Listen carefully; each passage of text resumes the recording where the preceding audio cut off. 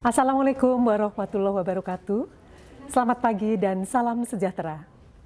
Sekolah Indonesia Kuala Lumpur menyelenggarakan rapat koordinasi teknis Living Curriculum di Melaka, Malaysia pada tanggal 18 sampai 20 September 2020. Acara ini dibuka secara langsung oleh Kuasa Usaha ad interim KBRI Kuala Lumpur, Bapak Agung Cahaya Sumirat. I wish you all the very best dan secara resmi saya buka acara ini.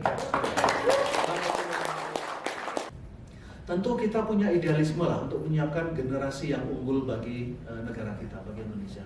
Kalaupun kita sudah mentok, sudah maksimal, tapi let's do something more untuk anak dan cucu kita. Kita dengan konsep living curriculum itu, insya Allah kita menciptakan jalan nih, kita menciptakan infrastrukturnya. Ada defisit ini juga lihat aja omongan-omongan di medsos atau itu kan seperti yang Pak Farid bilang kan ngeri. Kalau saya lihat itu terjadi karena instant thinking. Medsos itu kan membuat semuanya cepat kan. Pokoknya yang penting itu tujuannya, prosesnya nggak penting. Nah mungkin dengan living curriculum itu menjadi seperti kartu pengaman gitu loh. Look. Tujuan penting, sangat penting, tapi jangan lupa bahwa proses ini penting. Bahwa istilah Pak Farid tadi kan ada teman, ada orang tua, ada masyarakat. Ya bagaimana kemudian si anak ini bisa tahu bahwa orang itu nggak bisa diperlakukan sama gitu. Urusan kita berkomunikasi dengan orang tua ya tentu berbeda dengan kawan sebaya, dengan orang lain yang belum kita kenal, kurang lebih begitu. Nggak bisa itu disamakan. Dia merasa karena biasa ngomong kasar di medsos, dia merasa dia justified. Ngomong ke orang tua bisa kasar, ngomongnya fine kok, mau di medsos bebas kok. Instant thinking ini yang saya pikir berbahaya dan menjadi menurut saya sumber yang sangat berbahaya untuk adab defisit ini.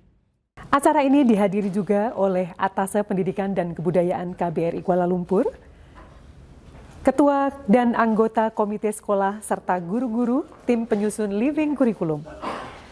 Terkait konsep Living Curriculum, Kepala Sekolah menyampaikan telah menyusun 13 poin pokok Living Curriculum yang akan dijabarkan dalam bentuk submateri sesuai kebutuhan hidup sehari-hari berdasarkan nilai dan norma hidup kita. 13 poin Living Curriculum yang sedang kita garap. Dari mulai adab, ibadah, termasuk macam-macam keterampilan, Pak. Kita ingin mengisi ada ruang kosong di pendidikan kita, yang mana selama ini pendidikan kita tuh lebih fokus pada kognitif saja, melulu pada pengetahuan saja.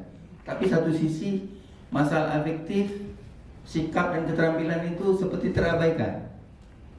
Dan antara pendidikan di rumah dengan sekolah itu sepertinya terputus, ada gap yang tidak nyambung gitu. Padahal yang dididik itu ada anak-anak kita semua. Jadi kami para guru menempatkan siswa kami itu ada anak kami, baik di rumah maupun di sekolah, terutama di sekolah. Jadi kita ingin memberdayakan yang namanya pendidikan keluarga, pendidikan masyarakat, dan pendidikan sekolah itu dalam satu lingkup Living Curriculum. Justru living Curriculum ini di dalamnya ada dua unsur utama. Pertama pendidikan karakternya, kedua life skill. Termasuk di dalamnya tentang keterampilan hidup. Jadi dengan diterapkannya program Living Curriculum ini kita harapkan profil anak kita itu lengkap, Pak. Mereka tidak hanya memiliki pengetahuan, tapi mereka punya keterampilan hidup, punya sikap pribadi Indonesia yang kuat, sehingga mereka bisa. Dalam kesempatan yang sama, Atase Pendidikan dan Kebudayaan KBRI Kuala Lumpur menekankan kemampuan anak untuk menceritakan kembali materi yang diterima di sekolah kepada orang tua mereka di rumah. Salah satu kelemahan kita pendidikan di Indonesia adalah tidak membuat anak-anak kita bisa bercerita. Mungkin bahasa kerennya sekarang literasi. Bukan tentang membacanya saja, tapi anak-anak kita bisa membaca. Hanya menyampaikan apa yang dibaca itu yang susah.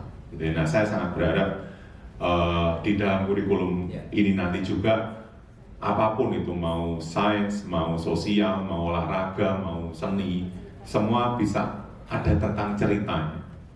Semua ada bagaimana anak-anak kita itu untuk bercerita. Bahkan tentang matematika pun kalau bisa bercerita. Mau 1 tambah 1 berapa itu dia cerita dalam bentuk cerita. Sehingga anak-anak kita bisa berpikir dengan lebih ini, bisa mengungkapkan dengan lebih baik. Nah, Demikian berita SIKL Channel TV. Saya Nuni Heriwahyuni melaporkan dari Hotel Hilton Melaka, Malaysia. Wassalamualaikum warahmatullahi wabarakatuh.